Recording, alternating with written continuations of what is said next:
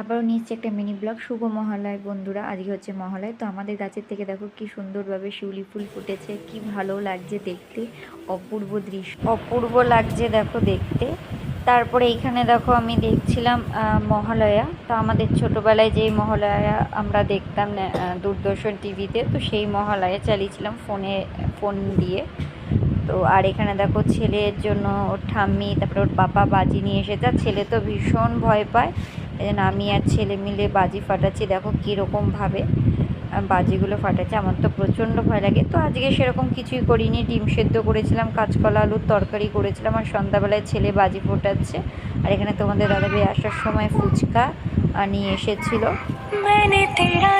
তারপরে রাতে বানিয়েছিলাম হচ্ছে তোমাদের, এখানে রয়েছে মিষ্টি, চিকেন করেছিলাম আর রুটি করেছিলাম। তো কেমন লাগলো ভিডিওটা অবশ্যই লাইক করো, কমেন্ট করো। খুব ভালো।